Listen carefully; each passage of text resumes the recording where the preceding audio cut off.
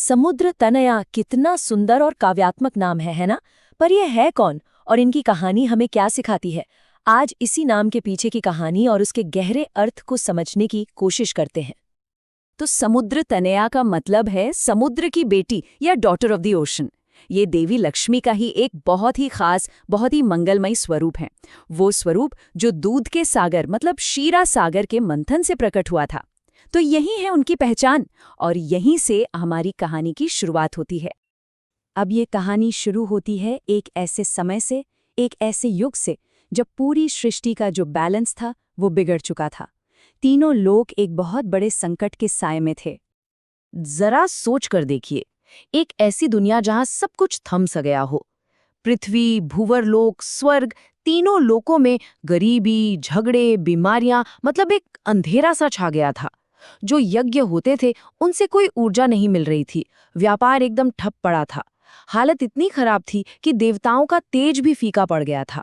हर तरफ बस एक ठहराव, एक अजीब सा खालीपन। और इस सब की जड़, इस निराशा का जो मूल कारण था वो सिर्फ एक था कि समृद्धि की जो देवी है, वो शक्ति जो हर चीज में जान डालती है, उसे आगे बढ़ाती है, वो कहीं गायब हो चुकी थी। और ये बात साफ थी कि जब तक वो वापस नहीं आती, सृष्टि में फिर से जाना ना नामुमकिन था। तो इस कॉस्मिक क्राइसिस से निकलने के लिए एक ऐसी योजना बनाई गई जिसके बारे में पहले कभी किसी ने सोचा तक नहीं था। एक बहुत बड़ा, एक महाप्रयास, जिसे हम आज जानते हैं महान समुद्र मंथन के नाम से। रास्ता दिखाया खुद ब्रह्मा जी ने। उन्होंने ही बताया कि समृद्धि की देवी तो समुद्र में ही छिपी हैं और उन्हें बाहर लाने के लिए क्षीर सागर का मंथन करना ही होगा। बस यही वो सलाह थी जिसने इस पूरे महान काम की नींव डाल दी। और इस काम के लिए जो हुआ वो कमाल था। एक ऐसा गठबंधन बना जिसकी कोई कल्पना भी नहीं कर सकता था। देवता और असुर, जो हमेशा के दुश्मन थे, वो एक कॉमन गोल के लिए साथ आ गए।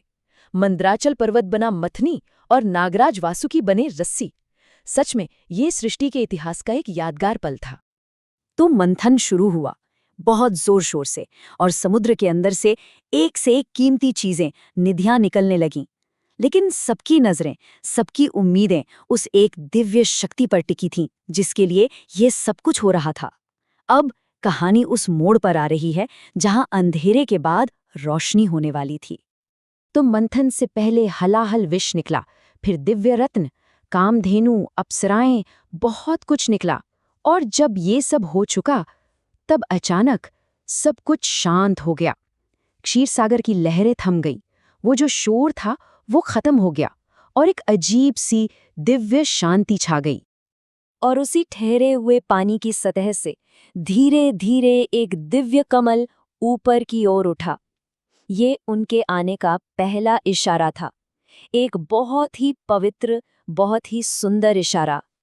और फिर उस कमल पर बैठी मां समुद्र तनया प्रकट हुईं। उनका दिव्य गौर वर्ण हजारों सूर्यों की तरह चमक रहा था। उनके हाथों से सोने की धाराएं बह रही थीं। आंखों में ऐसी शांति थी मानो पूरे ब्रह्मांड की शांति वहीं सिमट आई हो। और चेहरे पर एक ऐसी प्यारी सी मुस्कान जो किसी का भी दुख दूर कर दे। अरे, उनके आने भर से ही समुद्र की लहरें सोने जैसी चमकने लगी। उनके प्रकट होते ही मानो पूरी सृष्टि का कायाकल्प हो गया। लेकिन ये सिर्फ पैसों या चीजों की वापसी नहीं थी, ये उससे कहीं ज्यादा गहरा था। ये एक बहुत बड़े कॉस्मिक प्रिंसिपल का, एक सिद्धांत का फिर से स्थापित होना था। मतलब उनके आते ही सब कुछ बदल गया। जहां यज्ञ फेल हो रहे थे, वहां धन का फ्लो शुरू हो गया। जो व्यापार रुका हुआ था उसमें शुभता आ गई। देवताओं की जो शक्ति कम हो गई थी वो शांति और संतुलन में बदल गई। और बीमारियां, उनकी जगह सेहत और चमक ने ले ली। कह सकते हैं कि उनकी बस एक नज़र ने सृष्टि को एक नई जिंदगी दे दी थी। इसके बाद देवी ने भगवान विष्णु को अपने पति के रूप में चुना। और ये कोई इत्तेफाक नहीं था। ये मिलन एक बहुत गहरे सच को दिखाता है कि असली टिकने वाली समृद्धि हमेशा सच, धर्म और बैलेंस के साथ ही रहती है। और यही वो चीज़ है जिस पर ये पूरा यूनिवर्स टिका हुआ है। और यहीं पर हमें समुद्र तनया के कैरेक्टर का सबसे गहरा मैसेज मिलता है। वो सिर्फ धन दौलत की देवी नहीं है, वो फ्लो की देवी हैं, प्रवाह की, जीवन की गति की देवी। उनकी फिलॉसफी बहुत सिंपल लेकिन बहुत गहरी है।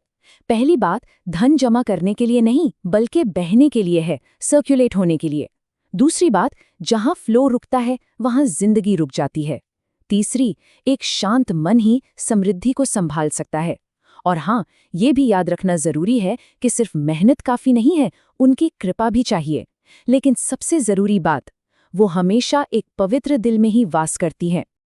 और यही इस पूरी कहानी का सार है, उनका सबसे बड़ा संदेश। जहां पवित्रता है वहीं समृद्धि ठहरती है।